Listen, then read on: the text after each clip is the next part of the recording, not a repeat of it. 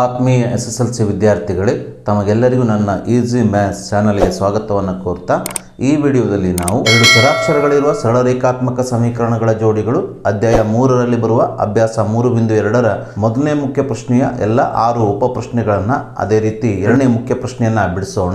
ಹಿಂದಿನ ವಿಡಿಯೋಗಳಲ್ಲಿ ನಾನು ಅಧ್ಯಾಯ 3ರ ಅಭ್ಯಾಸ 3.1ರ ಎಲ್ಲ ಪ್ರಶ್ನೆಗಳನ್ನು ಬಿಡಿಸಿದ್ದೇನೆ.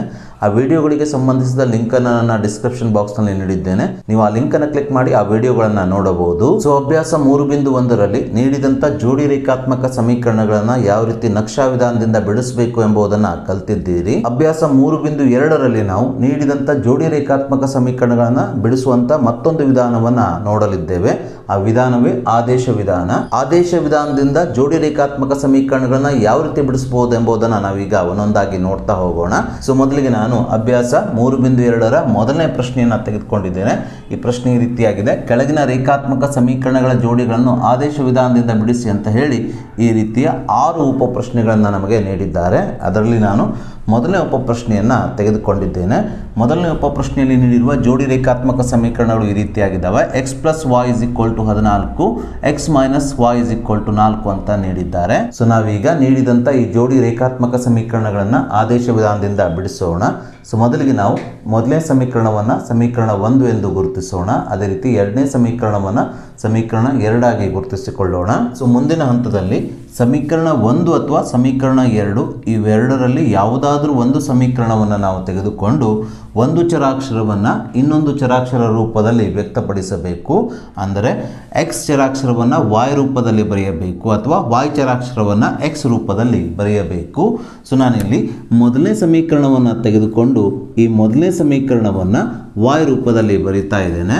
ಅಂದರೆ ಈ ಸಮೀಕರಣದ ಎಡಭಾಗದಲ್ಲಿರುವ y ಅನ್ನು ಎಡಭಾಗದಲ್ಲಿ ಇಟ್ಕೊಂಡು ಈ ಎಡಭಾಗದಲ್ಲಿರುವ ಮತ್ತೊಂದು ಚರಾಕ್ಷರ x ಅನ್ನು ಬಲಭಾಗಕ್ಕೆ ಸ್ಥಳಾಂತರಿಸಿ ಈ ಸಮೀಕರಣವನ್ನು ಮಾಡಿಕೊಂಡು ಇದನ್ನು y ರೂಪದಲ್ಲಿ ವ್ಯಕ್ತಪಡಿಸ್ತಾ ಇದ್ದೇನೆ. ನೋಡಿ, ಈ ಸಮೀಕರಣದ ಎಡಭಾಗದಲ್ಲಿರುವ x ಅನ್ನು +x ಅನ್ನು ಬಲಭಾಗಕ್ಕೆ ಸ್ಥಳಾಂತರಿಸಿದಾಗ +x - x ಆಗುತ್ತದೆ. ಹೀಗೆ ಈ ಸಮೀಕರಣವನ್ನು ನಾವು y ರೂಪದಲ್ಲಿ ವ್ಯಕ್ತಪಡಿಸಿದಾಗ, ಅಂದರೆ y ರೂಪದಲ್ಲಿ ಬರೆದಾಗ ಈ ಒಂದನೇ ಸಮೀಕರಣವು y = 14 - x ಆಗುತ್ತದೆ. ಸೊ ಹೀಗೆ ನಾವು ಈ ಮೊದಲನೇ ಸಮೀಕರಣವನ್ನು y ರೂಪದಲ್ಲಿ ಬರೆದ ನಂತರ ಈ y ನ ಬೆಲೆಯನ್ನು ನಾವೀಗ ಎರಡನೇ ಸಮೀಕರಣದಲ್ಲಿ ಆದೇಶಿಸಬೇಕು. ಅಂದರೆ ಎರಡನೇ ಸಮೀಕರಣದಲ್ಲಿ y ನ ಜಾಗದಲ್ಲಿ y ನ ಬೆಲೆಯನ್ನು ಬರೆದು x ನ ಬೆಲೆಯನ್ನು ಕಂಡುಹಿಡಿಯಬೇಕು. ಸೊ ಹಾಗಾಗಿ ನಾನಿಲ್ಲಿ ಈ ಎರಡನೇ ಸಮೀಕರಣದಲ್ಲಿ ಮೊದಲನೇ ಪದ x ಅನ್ನು ಇದ್ದಾಗೆ ಬರೀತಾ ಇದ್ದೇನೆ, ಮೈನಸ್ ಅನ್ನು ಇದ್ದಾಗೆ ಹಾಕೊಳ್ತಾ ಇದ್ದೇನೆ. ಸೊ ಇಲ್ಲಿ y 14 - x ಆಗಿರೋದ್ರಿಂದ ಈ y ನ ಜಾಗದಲ್ಲಿ ನಾವು y ನ ಬೆಲೆ 14 - x ಅನ್ನು ಆದೇಶಿಸಬೇಕು. ಈ 14 - x ಒಂದು ದ್ವಿಪದ ಆಗಿರೋದ್ರಿಂದ ಹೊರಗಡೆ ಮೈನಸ್ ಇರೋದ್ರಿಂದ ಇಲ್ಲಿ ಬ್ರ್ಯಾಕೆಟ್ ಅನ್ನು ಹಾಕೊಂಡು ನೀವು y ನ ಬೆಲೆ 14 - x ಅನ್ನು ಬರೆಯಬೇಕು. ಈ ಬ್ರ್ಯಾಕೆಟ್ ಅನ್ನು ಕ್ಲೋಸ್ ಮಾಡಿ ಹೀಗೆ ಬರೆದಾಗ ಇದು x - y ನ ಬೆಲೆ 14 - x ಆಗುತ್ತದೆ. = ಬಲಭಾಗದಲ್ಲಿರುವ 4 ಇದ್ದ ಹಾಗೆ ಬರೆಯಿರಿ. ಸೊ ಮುಂದಿನ ಹಂತದಲ್ಲಿ x - ಇಂಟು ಪ್ಲಸ್ -14 ಆಗುತ್ತದೆ. ಈ ಮೈನಸ್ಸಿಂದ -x ಗುಣಿಸಿಕೊಂಡಾಗ -ಇಂಟು ಪ್ಲಸ್ x ಆಗುತ್ತದೆ. = 4 ಇದ್ದ ಹಾಗೆ ಬರೆಯಿರಿ. +1x +1x +2x ಆಗುತ್ತದೆ. = 4. ಭಾಗದಲ್ಲಿರುವ -14 ಬಲಭಾಗಕ್ಕೆ ಸ್ಥಳಾಂತರಿಸಿದಾಗ ಇದು +14 ಆಗುತ್ತದೆ. ಸೊ ಮುಂದಿನ ಹಂತದಲ್ಲಿ 2x ಅನ್ನು ಇದ್ದ ಹಾಗೆ ಬರೆಯಿರಿ. = 4 + 14 ಅಂದರೆ 18 ಆಗುತ್ತದೆ. 2 1 2 2 9 18 ಆಗುವುದರಿಂದ ಇಲ್ಲಿ x ನ ಬೆಲೆಯು 9 ಆಗುತ್ತದೆ. ಸೊ ಹೀಗೆ ನಾವು ಚರಾಕ್ಷರ x ನ ಬೆಲೆ 9 ಆದೇಶ ವಿಧಾನದಿಂದ ಕಂಡುಹಿಡಿದ ನಂತರ, ಅಂದರೆ y ನ ಬೆಲೆಯನ್ನು ಸಮೀಕರಣ 2ರಲ್ಲಿ ಆದೇಶಿಸಿ x ನ ಬೆಲೆಯನ್ನು ಕಂಡುಹಿಡಿದ ನಂತರ ನಾವೀಗ x ನ ಬೆಲೆ 9 y ರೂಪದಲ್ಲಿ ಬರೆದಂಥ ಸಮೀಕರಣ y = 14 - x ಈ ಸಮೀಕರಣದಲ್ಲಿ ಆದೇಶಿಸಿ ಈ ಸಮೀಕರಣಗಳ ಇನ್ನೊಂದು ಚರಾಕ್ಷರ y ನ ಬೆಲೆಯನ್ನು ಕಂಡುಹಿಡಿಯಬೇಕು. ಸೊ ಈ ರೀತಿಯಾಗಿ ನಾವು ಒಂದು ಚರಾಕ್ಷರದ ಬೆಲೆಯನ್ನು ಇನ್ನೊಂದು ಸಮೀಕರಣದಲ್ಲಿ ಆದೇಶಿಸಿ ನೀಡಿದಂಥ ಸಮೀಕರಣಗಳನ್ನು ಬಿಡಿಸುವುದೇ ಆದೇಶ ವಿಧಾನವಾಗಿದೆ. ಇಲ್ಲಿ ನಮಗೆ y ನ ಬೆಲೆಯನ್ನು ಸಮೀಕರಣ 2ರಲ್ಲಿ ಆದೇಶಿಸಿದಾಗ ಎಕ್ಸ್ನ ಬೆಲೆ 9 ಆಗಿ ಸಿಕ್ಕಿದೆ. ಈ ಎಕ್ಸ್ನ ಬೆಲೆಯನ್ನು ನಾನೀಗ y ರೂಪದಲ್ಲಿ ಬರೆದಂಥ ಸಮೀಕರಣ y = 14 - x ಈ ಸಮೀಕರಣದಲ್ಲಿ ಆದೇಶಿಸಿ ಈ y ನ ಬೆಲೆಯನ್ನು ಕಂಡುಹಿಡಿಯುತ್ತೇನೆ. ಈ ಎಕ್ಸ್ನ ಬೆಲೆ 9ಅನ್ನು y = 14 - x ಈ ಸಮೀಕರಣದಲ್ಲಿ ಆದೇಶಿಸಿ y ನ ಬೆಲೆಯನ್ನು ಕಂಡುಹಿಡಿಯಬೇಕಾಗಿದ್ದರಿಂದ ನಾವು x = 9 y = 14 - x ರಲ್ಲಿ ಆದೇಶಿಸಿದಾಗ ಎಂದು ಬರೆದುಕೊಳ್ಳಬೇಕು. ಈ ರೀತಿಯಾಗಿ ನಾವು ಎರಡು ಹಂತಗಳಲ್ಲಿ ನಾವು ಒಂದು ಚರಾಕ್ಷರದ ಬೆಲೆಯನ್ನು ಇನ್ನೊಂದು ಸಮೀಕರಣದಲ್ಲಿ ಆದೇಶಿಸುತ್ತೇವೆ. ಮುಂದಿನ ಹಂತದಲ್ಲಿ y ಅನ್ನು ಇದ್ದಾಗೆ ಬರೆದುಕೊಳ್ಳಬೇಕು, 14 ಇದ್ದಾಗೆ ಬರೆದುಕೊಳ್ಳಬೇಕು, ಮೈನಸ್ x ನ ಬೆಲೆ 9 ಆಗಿರುವುದರಿಂದ x ನ ಜಾಗದಲ್ಲಿ 9 ಅನ್ನು ಬರೆದಾಗ ಇದು y = 14 - 9 ಆಗುತ್ತದೆ. ಮುಂದಿನ ಹಂತದಲ್ಲಿ y = 14 - 9 ಅಂದರೆ 5 ಆಗುತ್ತದೆ. ಆದ್ದರಿಂದ ಸಮೀಕರಣಗಳ ಇನ್ನೊಂದು ಚರಾಕ್ಷರದ ಬೆಲೆಯು y ನ ಬೆಲೆಯು 5 ಆಗುತ್ತದೆ. ಹೀಗೆ ನಾವು ಆದೇಶ ವಿಧಾನದಿಂದ ಈ ಸಮೀಕರಣಗಳನ್ನು ಬಿಡಿಸಿ x ನ ಬೆಲೆ 9 y ನ ಬೆಲೆ 5 ಪಡೆದುಕೊಂಡು ಈ ಸಮೀಕರಣಗಳನ್ನು ಬಿಡಿಸಿದ್ದೇವೆ. ನಾವೀಗ ಎರಡನೇ ಉಪಪ್ರಶ್ನೆಯನ್ನು ತೆಗೆದುಕೊಳ್ಳೋಣ. ಎರಡನೇ ಉಪಪ್ರಶ್ನೆಯಲ್ಲಿ ನಮಗೆ s ಮತ್ತು t ಚರಾಕ್ಷರಗಳನ್ನು ಹೊಂದಿರುವ ಎರಡು ಸರಳರೇಖಾತ್ಮಕ ಸಮೀಕರಣಗಳ ಜೋಡಿಗಳನ್ನು ನೀಡಿ ಈ ಸಮೀಕರಣಗಳನ್ನು ಆದೇಶ ವಿಧಾನದಿಂದ ಬಿಡಿಸಿ ಅಂತ ಹೇಳಿದ್ದಾರೆ. ಮೊದಲಿಗೆ ನಾವು ನೀಡಿದಂಥ ಈ ಮೊದಲನೇ ಸಮೀಕರಣವನ್ನು ಸಮೀಕರಣ 1 ಆಗಿ, ಎರಡನೇ ಸಮೀಕರಣವನ್ನು ಎರಡನೇ ಸಮೀಕರಣವಾಗಿ ಗುರುತಿಸಿಕೊಳ್ಳಬೇಕು. ಮುಂದಿನ ಹಂತದಲ್ಲಿ ಈ ಸಮೀಕರಣ 1ರಲ್ಲಿರುವ s ಅನ್ನು t ದಲ್ಲಿ ವ್ಯಕ್ತಪಡಿಸುತ್ತೇನೆ. ಅಂದರೆ s ಅನ್ನ t ದಲ್ಲಿ ಬರೆಯುತ್ತೇನೆ. ಅಂದರೆ ಈ ಸಮೀಕರಣದ ಎಡಭಾಗದಲ್ಲಿರುವ s ಚರಾಕ್ಷರವನ್ನು ಎಡಭಾಗದಲ್ಲಿ ಇಟ್ಟುಕೊಂಡು ಈ ಸಮೀಕರಣದ ಎಡಭಾಗದಲ್ಲಿರುವ ಮತ್ತೊಂದು ಚರಾಕ್ಷರ -t ಅನ್ನು ಬಲಭಾಗಕ್ಕೆ ಸ್ಥಳಾಂತರಿಸಿದಾಗ -t, ಬಲಭಾಗಕ್ಕೆ ಹೋದಾಗ +t ಆಗುತ್ತದೆ. ಆದ್ದರಿಂದ ಮೊದಲನೇ ಸಮೀಕರಣವನ್ನು s ಚರಾಕ್ಷರದಲ್ಲಿ ವ್ಯಕ್ತಪಡಿಸಿದಾಗ s = 3 + t ಆಗುತ್ತದೆ. ಮುಂದಿನ ಹಂತದಲ್ಲಿ ಈ s ನ ಬೆಲೆಯನ್ನು ಸಮೀಕರಣ 2ರಲ್ಲಿ ಆದೇಶಿಸೋಣ. ಮುಂದಿನ ಹಂತದಲ್ಲಿ ಈ s ನ ಬೆಲೆ 3 + t ಅನ್ನು ಸಮೀಕರಣ 2ರಲ್ಲಿರುವ s ನ ಸ್ಥಾನದಲ್ಲಿ ಆದೇಶಿಸಬೇಕು. ಅಂದರೆ s ನ ಬೆಲೆಯನ್ನು ನಾವು ಸಮೀಕರಣ 2ರಲ್ಲಿ ಆದೇಶಿಸಬೇಕು. ಹೀಗೆ ಮಾಡಿದಾಗ s ನ ಸ್ಥಾನದಲ್ಲಿ ನಾವು 3 + t ಅಂತ ಬರೆಯಬೇಕು. ಭಾಗಿಸು ಛೇದದಲ್ಲಿರುವ 3 ಇದ್ದ ಹಾಗೆ ಬರೆಯಬೇಕು, ಪ್ಲಸ್ t ಭಾಗಿಸು 2 ಇದ್ದ ಹಾಗೆ ಬರೆಯಬೇಕು, = 6 ಇದ್ದ ಹಾಗೆ ಬರೆಯೋಣ. ಮುಂದಿನ ಹಂತದಲ್ಲಿ ಈ ಎರಡು ಪದಗಳ ಛೇದಗಳ ಲಸವನ್ನು ತೆಗೆದುಕೊಂಡು ಇದನ್ನು ನಾವು ಸಂಕ್ಷೇಪಿಸಬಹುದು, ಅಥವಾ ನಾನಿಲ್ಲಿ ಈ ಎರಡೂ ಪದಗಳನ್ನು ಓರೆ ಗುಣಾಕಾರ ಮಾಡೋದ್ರ ಮೂಲಕ ಸಂಕ್ಷೇಪಿಸಿಕೊಳ್ತಾ ಇದ್ದೇನೆ. ಯಾವ ರೀತಿ ಅಂದರೆ ಎರಡನೇ ಪದದ ಛೇದದಿಂದ ಈ ಮೊದಲನೇ ಪದದ ಅಂಶಕ್ಕೆ, ಅದೇ ರೀತಿ ಮೊದಲನೇ ಪದದ ಛೇದದಿಂದ ಎರಡನೇ ಪದದ ಅಂಶಕ್ಕೆ ಗುಣಿಸಿಕೊಂಡು ಅಂಶವನ್ನು ಬರೆದರೆ ಛೇದವನ್ನು ಈ ಛೇದದಲ್ಲಿರುವ ಈ ಎರಡೂ ಪದಗಳನ್ನು ಗುಣಿಸಿಕೊಂಡು ಬರೆಯಬೇಕು. ಹಾಗಾಗಿ ನಾವಿಲ್ಲಿ ಮೊದಲಿಗೆ ಈ 2ರಿಂದ 3 + t ಗುಣಿಸಿಕೊಳ್ಳೋಣ. 2ರಿಂದ 3 + t ಗುಣಿಸಿಕೊಂಡಾಗ ಇದು 2 × 3 + t ಆಗುತ್ತದೆ. ಈ ಪ್ಲಸ್ ಚಿಹ್ನೆಯನ್ನು ಇದ್ದಾಗೆ ಹಾಕ್ಕೊಳ್ಳೋಣ. ತದನಂತರ 3ರಿಂದ t ಗುಣಿಸಿಕೊಳ್ಳೋಣ. 3ರಿಂದ t ಗುಣಿಸಿಕೊಂಡಾಗ ಇದು 3 × t ಆಗುತ್ತದೆ. ಸಂಪೂರ್ಣ ಭಾಗಿಸು ಛೇದದಲ್ಲಿರುವ 3 ಮತ್ತು 2 ಗುಣಿಸಿಕೊಳ್ಳಬೇಕು. 3 ಮತ್ತು 2 ಗುಣಿಸಿಕೊಂಡಾಗ ಗುಣಲಬ್ಧ 3 × 2 6 ಆಗುತ್ತದೆ. = ಬಲಭಾಗದಲ್ಲಿರುವ 6 ಇದ್ದ ಹಾಗೆ ಬರೆದುಕೊಳ್ಳಬೇಕು. ಮುಂದಿನ ಹಂತದಲ್ಲಿ ಈ 2ರಿಂದ 3 + t ಗುಣಿಸಿಕೊಳ್ಳೋಣ. 2 × 3 = 6, ಪ್ಲಸ್ ಗುಣಿಸು ಪ್ಲಸ್ ಪ್ಲಸ್ 2 × t ಅಂದರೆ 2t ಆಗುತ್ತದೆ. ನಂತರ ಈ +3t ಅನ್ನು ಇದ್ದ ಹಾಗೆ ಬರೆದುಕೊಳ್ಳೋಣ. ತದನಂತರ ಈ ಛೇದದಲ್ಲಿರುವ 6 ಬಲಭಾಗಕ್ಕೆ ಸ್ಥಳಾಂತರಿಸಿದಾಗ ಭಾಗಿಸು 6 ಇಲ್ಲಿ ಈ 6ಕ್ಕೆ ಗುಣಿಸಲ್ಪಡುತ್ತದೆ. ಹಾಗಾಗಿ ಇದು 6 × 6 ಆಗುತ್ತದೆ. 6 × 6 36 ಆಗುತ್ತದೆ. ನಂತರ ಮುಂದಿನ ಹಂತದಲ್ಲಿ ಈ 2t ಮತ್ತು 3t ಅನ್ನು ಕೂಡಿಸಿದಾಗ ಬರುವ ಮೊತ್ತ 5t = ಬಲಭಾಗದಲ್ಲಿರುವ 36 ಇದ್ದ ಹಾಗೆ ಬರೆದುಕೊಳ್ಳೋಣ. ಈ +6 ಬಲಭಾಗಕ್ಕೆ ಸ್ಥಳಾಂತರಿಸಿದಾಗ ಇದು -6 ಆಗುತ್ತದೆ. ಮುಂದಿನ ಹಂತವನ್ನು ನಾನಿಲ್ಲಿ ಬರೀತಾ ಇದ್ದೇನೆ. ಎಡಭಾಗದಲ್ಲಿರುವ 5t ಅನ್ನು ಇದ್ದ ಹಾಗೆ ಬರೆದುಕೊಳ್ಳೋಣ. = 36 - 6 ಅಂದರೆ 30 ಆಗುತ್ತದೆ. 5 × 5 5 × 6 30 ಆಗೋದ್ರಿಂದ ಇಲ್ಲಿ t ನ ಬೆಲೆಯು 6 ಆಗುತ್ತದೆ. ಹೀಗೆ ನಾವು t ಚರಾಕ್ಷರದ ಬೆಲೆಯನ್ನು ಕಂಡುಹಿಡಿದ ನಂತರ ನಾವೀಗ ಈ t ಚರಾಕ್ಷರದ ಬೆಲೆಯ ಸಹಾಯದಿಂದ s ಚರಾಕ್ಷರದ ಬೆಲೆಯನ್ನು ಕಂಡುಹಿಡಿಯೋಣ. ನಾವೀಗ ಈ t ನ ಬೆಲೆ 6 s ರೂಪದಲ್ಲಿ ವ್ಯಕ್ತಪಡಿಸಿದ ಸಮೀಕರಣ s = 3 + t ಈ ಸಮೀಕರಣದಲ್ಲಿ ಆದೇಶಿಸಿ s ಚರಾಕ್ಷರದ ಬೆಲೆಯನ್ನು ಕಂಡುಹಿಡಿಯೋಣ. s = 3 ಇದ್ದ ಹಾಗೆ ಬರೆದುಕೊಳ್ಳೋಣ. t ನ ಸ್ಥಾನದಲ್ಲಿ t ನ ಬೆಲೆ 6 ಆದೇಶಿಸಿದಾಗ ಈ ಸಮೀಕರಣವು s = 3 + t ನ ಬೆಲೆ 6 ಆಗುತ್ತದೆ. So S is equals to 3 + 6 ಅಂದರೆ 9 ಆಗುತ್ತದೆ. ಆದ್ದರಿಂದ ಇಲ್ಲಿ ಎಸ್ನ ಬೆಲೆಯು 9 ಆಗುತ್ತದೆ. ಆದ್ದರಿಂದ ನೀಡಿದಂಥ ಸಮೀಕರಣಗಳನ್ನು ಆದೇಶ ವಿಧಾನದಿಂದ ಬಿಡಿಸಿದಾಗ ಈ ಸಮೀಕರಣಗಳ ಟಿ ಚರಾಕ್ಷರದ ಬೆಲೆಯು 6 ಆದರೆ ಎಸ್ ಚರಾಕ್ಷರದ ಬೆಲೆಯು 9 ಆಗುತ್ತದೆ. ಸೊ ನಾವೀಗ ಮೂರನೇ ಉಪಪ್ರಶ್ನೆಯನ್ನು ತೆಗೆದುಕೊಳ್ಳೋಣ. ಮೂರನೇ ಉಪಪ್ರಶ್ನೆಯಲ್ಲಿ ನೀಡಿರುವ ಜೋಡಿ ರೇಖಾತ್ಮಕ ಸಮೀಕರಣಗಳು ಈ ರೀತಿಯಾಗಿದ್ದಾವೆ. 3x - y = 3, 9x - 3y = 9. ಈ ಜೋಡಿ ಸಮೀಕರಣಗಳನ್ನು ನಾವೀಗ ಆದೇಶ ವಿಧಾನದಿಂದ ಬಿಡಿಸಬೇಕು. ಮೊದಲಿಗೆ ನಾವು ನೀಡಿದಂಥ ಮೊದಲನೇ ಸಮೀಕರಣವನ್ನು ಸಮೀಕರಣ 1 ಆಗಿ, ಎರಡನೇ ಸಮೀಕರಣವನ್ನು ಸಮೀಕರಣ 2 ಆಗಿ ಗುರುತಿಸಿಕೊಳ್ಳೋಣ. ಸೊ ಮುಂದಿನ ಹಂತದಲ್ಲಿ ಈ ಮೊದಲನೇ ಸಮೀಕರಣವನ್ನು y ರೂಪದಲ್ಲಿ ವ್ಯಕ್ತಪಡಿಸುತ್ತೇನೆ, ಅಂದರೆ y ರೂಪದಲ್ಲಿ ಬರೆಯುತ್ತೇನೆ. ಅದಕ್ಕಾಗಿ y ಅನ್ನು ಬಲಭಾಗಕ್ಕೆ ಸ್ಥಳಾಂತರಿಸ್ತಾ ಇದ್ದೇನೆ. y ಅನ್ನು ಬಲಭಾಗಕ್ಕೆ ಸ್ಥಳಾಂತರಿಸಿದಾಗ -y + y ಆಗುತ್ತದೆ. ಸೊ ಅದೇ ರೀತಿ ಬಲಭಾಗದಲ್ಲಿರುವ +3 ಎಡಭಾಗಕ್ಕೆ ಸ್ಥಳಾಂತರಿಸ್ತಾ ಇದ್ದೇನೆ. ಬಲಭಾಗದಲ್ಲಿರುವ +3 ಎಡಭಾಗಕ್ಕೆ ಬಂದಾಗ ಇದು -3 ಆಗುತ್ತದೆ.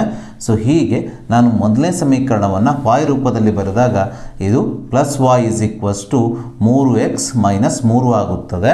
ಸೊ ನೀವು ಇಲ್ಲಿ -y = 3, ಈ +3x ಅನ್ನು ಬಲಭಾಗಕ್ಕೆ ಸ್ಥಳಾಂತರಿಸಿದಾಗ ಇದು -3x ಆಗುತ್ತದೆ. ಈ ರೀತಿ ಬರೆದಾಗ ನೀವು ಮುಂದಿನ ಹಂತದಲ್ಲಿ ಈ ಸಮೀಕರಣದ ಎರಡೂ ಬದಿಗಳಿಗೂ ಮೈನಸ್ನಿಂದ ಗುಣಿಸಿಕೊಂಡು ಈ y ಅನ್ನು, ಈ ಚರಾಕ್ಷರವನ್ನು ಪ್ಲಸ್ ರೂಪದಲ್ಲಿ ಬರೆದುಕೊಳ್ಳಬೇಕಾಗ್ತದೆ. -× -3x -3 ಆಗುತ್ತದೆ. ಈ ರೀತಿ ಎರಡೆರಡು ಸ್ಟೆಪ್ಗಳನ್ನು ಬರೆಯೋದಕ್ಕಿಂತ ಒಳ್ಳೆಯದು ಏನಂದರೆ ಈ -y ಅನ್ನು ಬಲಭಾಗಕ್ಕೆ ಸ್ಥಳಾಂತರಿಸಿದಾಗ ಇದು +y ಆಗುತ್ತದೆ. ಹಾಗೆ +3 ಎಡಭಾಗಕ್ಕೆ ಸ್ಥಳಾಂತರಿಸಿದಾಗ -3 ಆಗುವುದರಿಂದ ನಮಗೆ ನೇರವಾಗಿ ಒಂದೇ ಹಂತದಲ್ಲಿ ಈ ಸಮೀಕರಣವನ್ನು y ರೂಪದಲ್ಲಿ ವ್ಯಕ್ತಪಡಿಸಿದಂಗೆ ಆಗ್ತದೆ. ಈ ರೀತಿ ಬರೆದಾಗ y ಋಣ ಚಿಹ್ನೆಯನ್ನು ಹೊಂದಿರುವುದರಿಂದ ಈ ಋಣ ಚಿಹ್ನೆಯನ್ನು ಹೊಂದಿರುವ y ಅನ್ನು ನಾವು ಧನ ಚಿಹ್ನೆಯನ್ನು ಹೊಂದಿರುವ y ಆಗಿ ಮಾಡಿಕೊಳ್ಳಬೇಕಾದರೆ ಇದಕ್ಕೆ ನಾವು ಈ ಸಮೀಕರಣದ ಎರಡೂ ಬದಿಯಲ್ಲಿ ನಾವು ಮೈನಸ್ಸಿಂದ ಗುಣಿಸಿಕೊಂಡು ಎರಡು ಹಂತಗಳನ್ನು ಈ ರೀತಿ ಬರೆಯಬೇಕಾಗುತ್ತದೆ. ಹಾಗಾಗಿ ನೀವು -y ಅನ್ನು ಬಲಭಾಗಕ್ಕೆ ಸ್ಥಳಾಂತರಿಸಿ +y ಮಾಡಿಕೊಂಡು ಈ ಸಮೀಕರಣವನ್ನು ನೇರವಾಗಿ ಒಂದು ಹಂತದಲ್ಲಿ ಬರೆಯಿರಿ. ಸೊ ಮುಂದಿನ ಹಂತದಲ್ಲಿ ನಾವೀಗ ಈ y ನ ಬೆಲೆ 3x - 3 ಈ ಎರಡನೇ ಸಮೀಕರಣದಲ್ಲಿರುವ y ನ ಸ್ಥಾನದಲ್ಲಿ ಆದೇಶಿಸಿ ಬರೆಯೋಣ.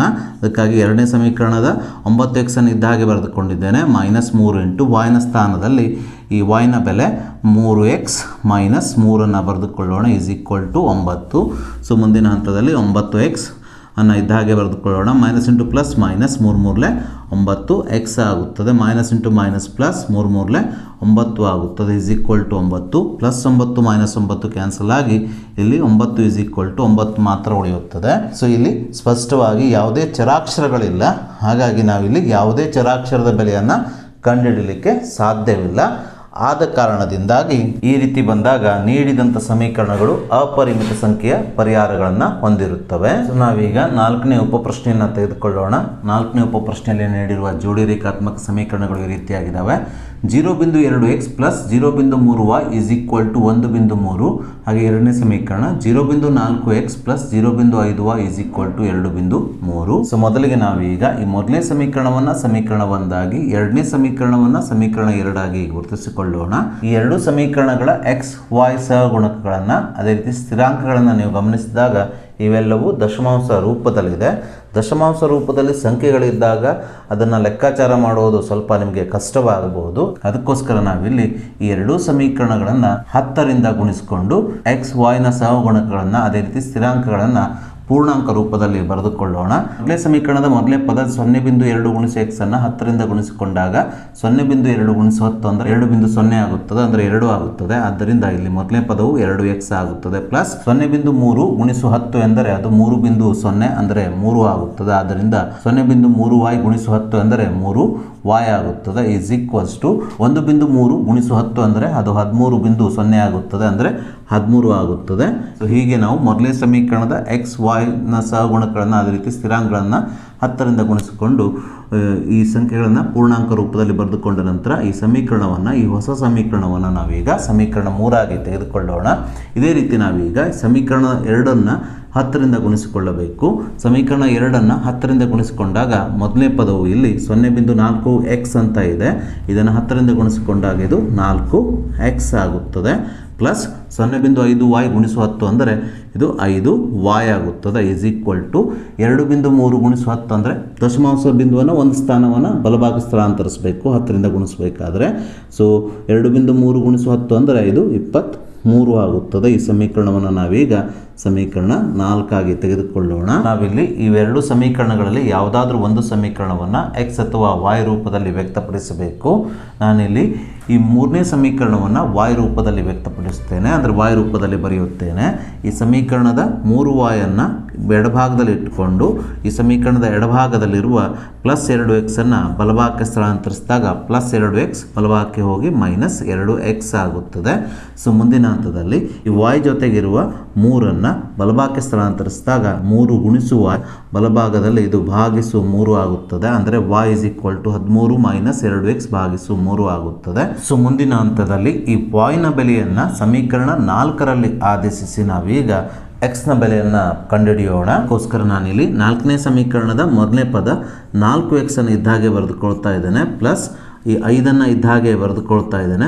y ನ ಜಾಗದಲ್ಲಿ y ನ ಬೆಲೆ 13 - 2x ಭಾಗಿಸು 3ಅನ್ನು ಬರೆದುಕೊಳ್ತಾ ಇದ್ದೇನೆ. ಈಸ್ ಈಕ್ವಲ್ ಟು ಬಲಭಾಗದಲ್ಲಿ ಇರುವಂಥ 23ಅನ್ನು ಇದ್ದಾಗೆ ಬರೆದುಕೊಂಡಾಗ ಈ 4ನೇ ಸಮೀಕರಣವು 4x + 5 × y ನ ಬೆಲೆ 13 - 2x ಭಾಗಿಸು 3 ಈಸ್ ಈಕ್ವಲ್ ಟು 23 ಆಗುತ್ತದೆ. ಸೊ ಮುಂದಿನ ಹಂತದಲ್ಲಿ 3ಅನ್ನು ಓರೆ ಗುಣಾಕಾರ ಮಾಡಿ 4xಗೆ ಗುಣಿಸಿಕೊಂಡಾಗ 3 4 12x ಆಗುತ್ತದೆ. ಪ್ಲಸ್ 5ರಿಂದ 13ಕ್ಕೆ ಮತ್ತೆ -2xಗೆ ಗುಣಿಸಿಕೊಳ್ಳೋಣ. ಪ್ಲಸ್ ಇಂಟು ಪ್ಲಸ್ ಪ್ಲಸ್ 13 ಇಡ್ಲೆ 65 ಆಗುತ್ತದೆ. Plus into minus minus 5 2 10x ಆಗುತ್ತದೆ. ಸಂಪೂರ್ಣ ಭಾಗಿಸು 3 ಎಂದು ಬರೆದುಕೊಳ್ಳೋಣ. ಈಸ್ ಈಕ್ವಲ್ ಟು ಬಲಭಾಗದಲ್ಲಿರುವ 23 ಇದ್ದಾಗೆ ಬರೆದುಕೊಳ್ಳೋಣ. ಸೊ ಮುಂದಿನ ಹಂತವನ್ನು ನಾನಿಲ್ಲಿ ಬರೀತಾ ಇದ್ದೇನೆ. 12x - 10x 12xರಲ್ಲಿ 10x ಅನ್ನು ಕಳೆದಾಗ 2x ಉಳಿಯುತ್ತದೆ. ಪ್ಲಸ್ 65ಅನ್ನು ಇದಾಗೆ ಬರೆದುಕೊಳ್ಳೋಣ. ಈಸ್ ಈಕ್ವಲ್ಸ್ ಟು ಈ ಛೇದದಲ್ಲಿರುವ 3ಅನ್ನು ಬಲಭಾಗಕ್ಕೆ ಸ್ಥಳಾಂತರಿಸಿದಾಗ ಇದು ಓರೆ ಗುಣಾಕಾರ ಆಗಿ 23ಕ್ಕೆ ಗುಣಿಸಲ್ಪಟ್ಟು 23 × 3 ಆಗುತ್ತದೆ. 23 × 3 69 ಆಗುತ್ತದೆ. ಸೊ ಮುಂದಿನ ಹಂತದಲ್ಲಿ ಈ 2x ಅನ್ನು ಎಡಭಾಗದಲ್ಲಿ ಇಟ್ಟುಕೊಂಡು ಸ್ಥಿರಾಂಕ 65ಅನ್ನು ಬಲಭಾಗಕ್ಕೆ ಸ್ಥಳಾಂತರಿಸಿದಾಗ ಪ್ಲಸ್ 65 - 65 ಆಗುತ್ತದೆ. ಸೊ ಮುಂದಿನ ಹಂತದಲ್ಲಿ 2x = 69 - 65 ಅಂದರೆ 4 ಆಗುತ್ತದೆ.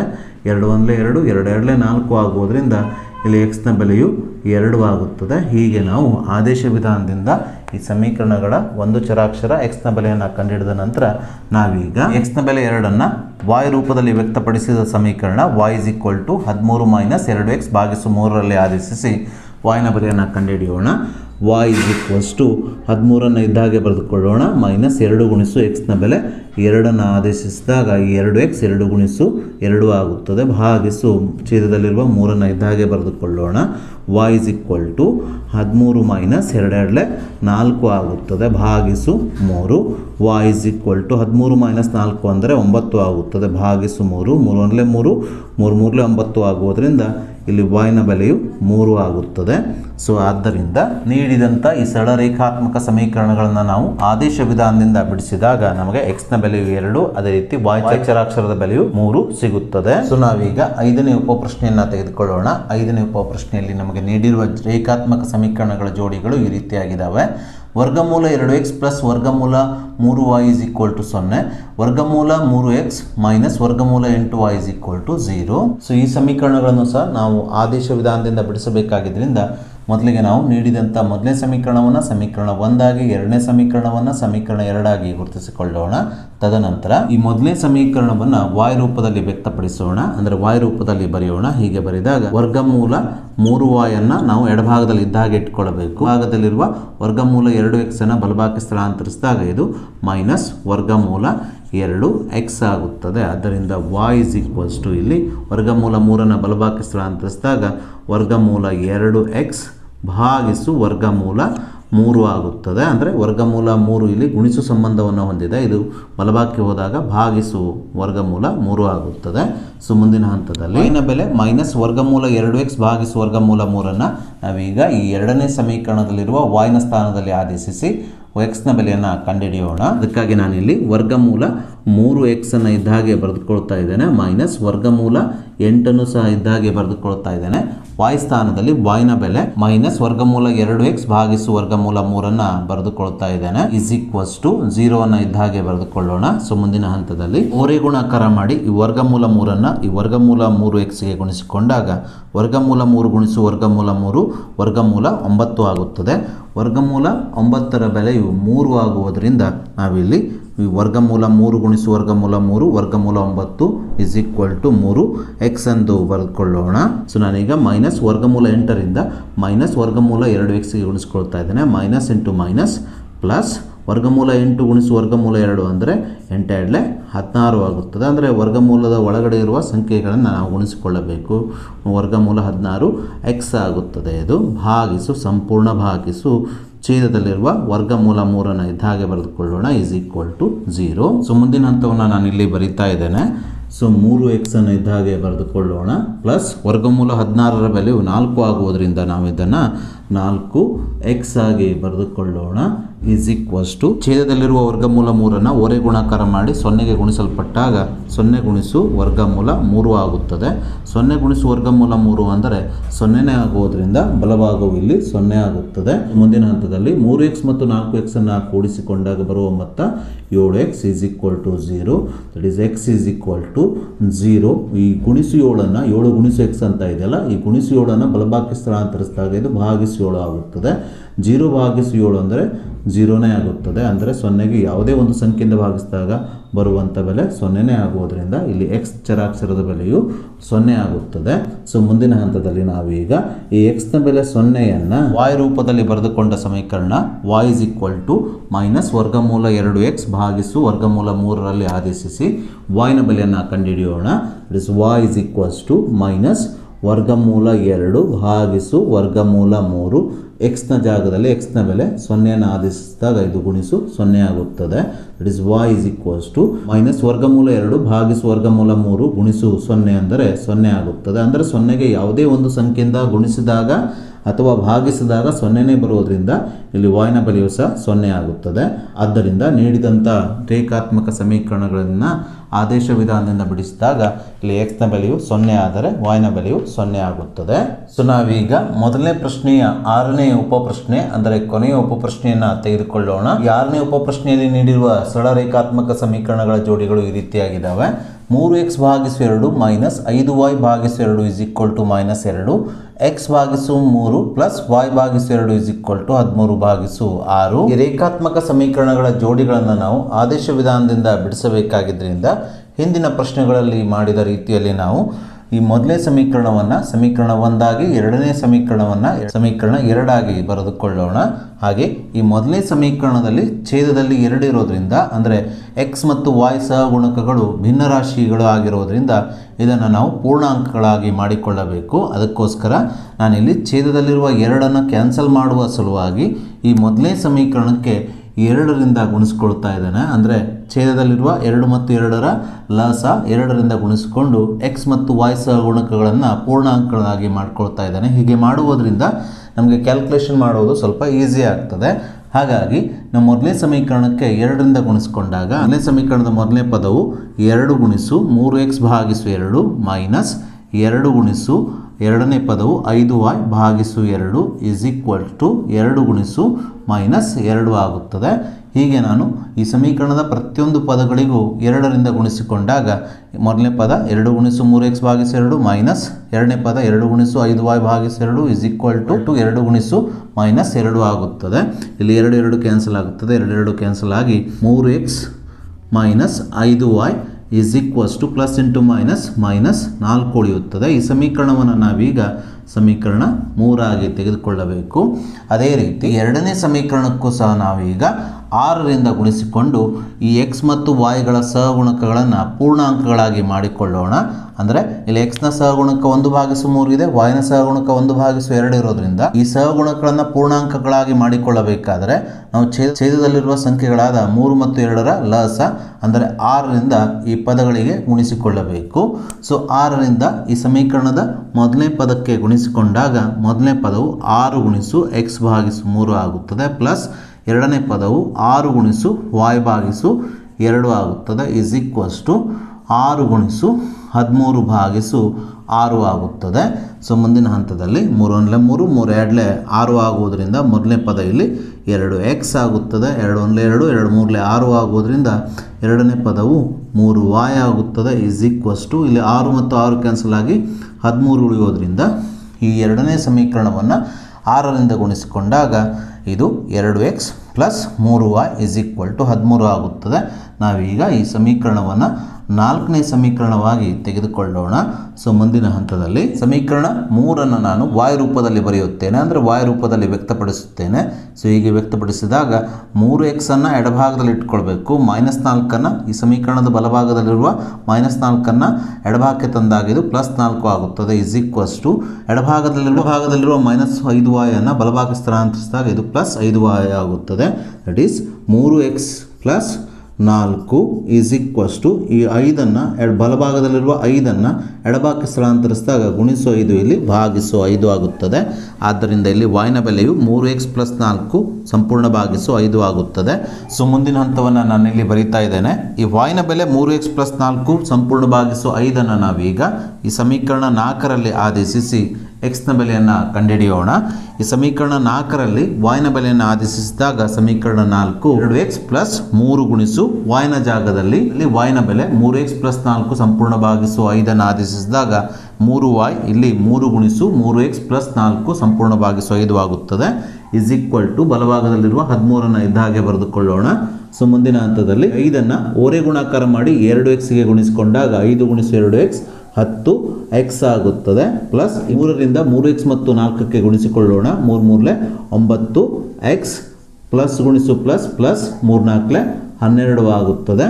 ಸಂಪೂರ್ಣ ಭಾಗಿಸು 5 ಆಗುತ್ತದೆ ಈಸ್ ಈಕ್ವಲ್ಸ್ ಟು 13. ಸೊ ಮುಂದಿನ ಹಂತದಲ್ಲಿ 10x ಪ್ಲಸ್ 9x ಅಂದರೆ 19x ಆಗುತ್ತದೆ. ಈ ಪ್ಲಸ್ 12 ಇದ್ದ ಹಾಗೆ ಬರೆದುಕೊಳ್ಳೋಣ ಈಸ್ ಈಕ್ವಲ್ ಟು ಈ ಛೇದದಲ್ಲಿರುವ 5 ಬಲಭಾಗಕ್ಕೆ ಸ್ಥಳಾಂತರಿಸಿದಾಗ ಈ ಭಾಗಿಸು 5 13ಕ್ಕೆ ಗುಣಿಸಲ್ಪಡುತ್ತದೆ.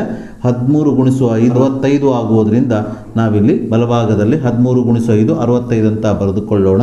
ಸೊ ಮುಂದಿನ ಹಂತದಲ್ಲಿ ಈ 19x ಎಡಭಾಗದಲ್ಲಿ ಇಟ್ಟುಕೊಂಡು ಪ್ಲಸ್ 12 ಬಲಭಾಗಕ್ಕೆ ಸ್ಥಳಾಂತರಿಸಿದಾಗ ಇದು -12 ಆಗುತ್ತದೆ. ಸೊ ಮುಂದಿನ ಹಂತದಲ್ಲಿ 19x ಈಸ್ ಈಕ್ವಲ್ ಟು 65ರಲ್ಲಿ 12 ಕಳೆದಾಗ ಬರುವ ಉತ್ತರ 53. ಮುಂದಿನ ಹಂತದಲ್ಲಿ ಈ x ಎಡಭಾಗದಲ್ಲಿ ಇಟ್ಟುಕೊಂಡು ಈ 19 ಬಲಭಾಗಕ್ಕೆ ಸ್ಥಳಾಂತರಿಸಿದಾಗ ಗುಣಿಸು 19 ಬಲಭಾಗಕ್ಕೆ ಹೋಗಿ ಭಾಗಿಸು 19 ಆಗುತ್ತದೆ. ಆದ್ದರಿಂದ ನೀಡಿದಂಥ ಸಮೀಕರಣಗಳ x ಚರಾಕ್ಷರದ ಬೆಲೆಯು ಇಲ್ಲಿ 53 ಭಾಗಿಸು 19 ಆಗುತ್ತದೆ. ಸೊ ನಾವೀಗ ಈ x ಬೆಲೆಯ ಸಹಾಯದಿಂದ ಅಂದರೆ x ಬೆಲೆ 53 ಭಾಗಿಸು 19ರ ಸಹಾಯದಿಂದ ಈ ಸಮೀಕರಣಗಳ ಮತ್ತೊಂದು ಚರಾಕ್ಷರ y ಬೆಲೆಯನ್ನು ಕಂಡುಹಿಡಿಯೋಣ. ಅದಕ್ಕೋಸ್ಕರ x ಬೆಲೆ 53 ಭಾಗಿಸು 19 y ಬೆಲೆ 3x ಪ್ಲಸ್ 4 ಭಾಗಿಸು 5ರಲ್ಲಿ ಆದೇಶಿಸಿ y ಬೆಲೆಯನ್ನು ಕಂಡುಹಿಡಿಯೋಣ.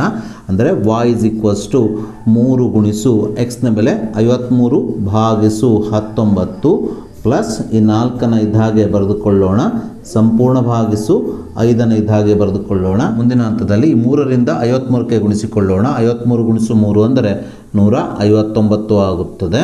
ಈ ಪ್ಲಸ್ ಚಿಹ್ನೆಯನ್ನು ಇದ್ದ ಹಾಗೆ ಹಾಕಿಕೊಳ್ಳೋಣ. ಛೇದದಲ್ಲಿರುವ 19ರಿಂದ 4ಕ್ಕೆ ಓರೆ ಗುಣಾಕಾರ ಮಾಡಿ ಗುಣಿಸಿಕೊಂಡಾಗ 13 4 76 ಆಗುತ್ತದೆ. ಸಂಪೂರ್ಣ ಭಾಗಿಸು ಈ ಛೇದದಲ್ಲಿರುವ 19 ನಾವು ಈ ಛೇದದಲ್ಲಿರುವ 5ಕ್ಕೆ ಗುಣಿಸಿಕೊಳ್ಳಬೇಕು. 19 95 ಆಗುತ್ತದೆ. 159 ಮತ್ತು 76 ಕೂಡಿಸಿದಾಗ ಬರುವ ಮೊತ್ತ 235 ಭಾಗಿಸು ಛೇದದಲ್ಲಿರುವ 95 ಇದ್ದ ಹಾಗೆ ಬರೆದುಕೊಳ್ಳೋಣ. ಅಂಶ ಮತ್ತು ಛೇದದಲ್ಲಿರುವ ಸಂಖ್ಯೆಯ ಬಿಡಿ ಸ್ಥಾನದಲ್ಲಿ 5 ಇರೋದ್ರಿಂದ ನಾವೀಗ ಈ ಅಂಶ ಮತ್ತು ಛೇದವನ್ನು 5ರಿಂದ ಭಾಗಿಸಿಕೊಳ್ಳೋಣ. 5 1 5 9ರಲ್ಲಿ 5 ಕಳೆದಾಗ ಬರುವ ಶೇಷ 4 4 ಮತ್ತು 5 45 ಆಗುತ್ತದೆ. 5 9 45 ಆಗುತ್ತದೆ. ಸೊ 5 4 20 ಆಗುತ್ತದೆ. 20 23ರಿಂದ ಕಳೆದಾಗ ಉಳಿಯುವ ಶೇಷ 3 3 ಮತ್ತು 5 35 5 7 35 ಆಗುತ್ತದೆ. ಆದ್ದರಿಂದ y ಬೆಲೆಯು ಇಲ್ಲಿ 47 ಭಾಗಿಸು 19 ಆಗುತ್ತದೆ. ಸೊ ಆದ್ದರಿಂದ ನೀಡಿದಂಥ ರೇಖಾತ್ಮಕ ಸಮೀಕರಣಗಳನ್ನು ನಾವು ಆದೇಶ ವಿಧಾನದಿಂದ ಬಿಡಿಸಿದಾಗ x ಬೆಲೆಯು 53 ಭಾಗಿಸು 19 ಬಂದಿದ್ದರೆ y ಬೆಲೆಯು 47 ಭಾಗಿಸು 19 ಆಗುತ್ತದೆ. ಸೊ ಈ ಸಮೀಕರಣಗಳನ್ನು ಈ ಹಂತದಲ್ಲಿ ಮತ್ತೊಂದು ವಿಧಾನದಿಂದಲೂ ನೀವು ಬಿಡಿಸಬಹುದು. ಅಂದರೆ ಮೊದಲನೇ ಸಮೀಕರಣಕ್ಕೆ 2ರಿಂದ ಎರಡನೇ ಸಮೀಕರಣಕ್ಕೆ 6ರಿಂದ ನೀವು ಗುಣಿಸುವ ಬದಲು ನೇರವಾಗಿಯೂ ಸಹ ಇದನ್ನು ಮಾಡಬಹುದು. ಆ ರೀತಿ ಮಾಡಿದಾಗ ಇಲ್ಲಿ x ಬೆಲೆ 2 y ಬೆಲೆ 3 ಬಂದಿರುತ್ತದೆ. ಸೊ ಹಾಗಾಗಿ ನೀವು ಎಕ್ಸ್ನ ಬೆಲೆ 2 ಬಂದರೆ ಸರಿ, ವಾಯ್ನ ಬೆಲೆ 3 ಬಂದರೆ ಮಾತ್ರ ಸರಿ ಅಂತ ಚಿಂತಿಸಬೇಡ್ರಿ. ಸೊ ಈ ಉತ್ತರವು ಸರಿಯಾಗಿದೆ. ಯಾಕಂದರೆ ಈ ಉತ್ತರವನ್ನು ನಾವು ಈ 2 ಸಮೀಕರಣದಲ್ಲಿ ಹಾಕಿ ತಾಳೆ ನೋಡಿದಾಗ ಈ 2 ಸಮೀಕರಣಗಳು ತಾಳೆ ಆಗುತ್ತದೆ. ಸೊ ಹಾಗಾಗಿ ಇದು ಸುಲಭವಾದ ವಿಧಾನವಾಗಿರೋದ್ರಿಂದ ನಾನು ಈ ವಿಧಾನವನ್ನೇ ಬಳಸಿದ್ದೇನೆ. ಸೊ ನಾವೀಗ ಅಭ್ಯಾಸ 3.2ರ 2ನೇ ಮುಖ್ಯ ಪ್ರಶ್ನೆಯನ್ನು ತೆಗೆದುಕೊಳ್ಳೋಣ. 2x + 3y = 11 ಮತ್ತು 2x - 4y = -24 ಅನ್ನು ಬಿಡಿಸಿರಿ ಮತ್ತು ಇದರಿಂದ y = mx + 3 ರಲ್ಲಿ m ನ ಬೆಲೆಯನ್ನು ಕಂಡುಹಿಡಿಯಿರಿ ಅಂತ ಹೇಳಿದ್ದಾರೆ. ಈ ಪ್ರಶ್ನೆಯಲ್ಲಿ ನೀಡಿರುವ m ನ ಬೆಲೆಯನ್ನು ಕಂಡುಹಿಡಿಯಬೇಕಾದರೆ ನಾವು ಮೊದಲಿಗೆ ನೀಡಿರುವ ರೇಖಾತ್ಮಕ ಸಮೀಕರಣಗಳನ್ನು ಆದೇಶ ವಿಧಾನದಿಂದ ಬಿಡಿಸಿ ಅಲ್ಲಿ x ಮತ್ತು y ನ ಬೆಲೆಗಳನ್ನು ಕಂಡುಹಿಡಿದು ತದನಂತರ ಆ x ಮತ್ತು y ನ ಬೆಲೆಗಳನ್ನು ಈ ಸಮೀಕರಣದಲ್ಲಿ ಆದೇಶಿಸಿ ಈ ಸಮೀಕರಣದ ಸಹಾಯದಿಂದ ನಾವು m ನ ಬೆಲೆಯನ್ನು ಕಂಡುಹಿಡಿಯಬೇಕು. ಸೊ ಹಾಗಾಗಿ ಮೊದಲಿಗೆ ನಾನು ನೀಡಿದಂಥ ಈ ಮೊದಲನೇ ಸಮೀಕರಣವನ್ನು ಸಮೀಕರಣ 1 ಆಗಿ, ಎರಡನೇ ಸಮೀಕರಣ 2x - 4y = -24 ಅನ್ನು ಸಮೀಕರಣ 2 ಆಗಿ ತೆಗೆದುಕೊಳ್ಳೋಣ. ತದನಂತರ ಈ ಸಮೀಕರಣ 1ಅನ್ನು ನಾವೀಗ y ರೂಪದಲ್ಲಿ ವ್ಯಕ್ತಪಡಿಸೋಣ. ಅಂದರೆ ಈ ಸಮೀಕರಣದ ಎಡಭಾಗದಲ್ಲಿರುವ 3y ಅನ್ನು ಎಡಭಾಗದಲ್ಲಿ ಇಟ್ಟುಕೊಂಡು ಈ ಸಮೀಕರಣದ ಎಡಭಾಗದಲ್ಲಿರುವ +2x ಅನ್ನು ಬಲಭಾಗಕ್ಕೆ ಸ್ಥಳಾಂತರಿಸಬೇಕು.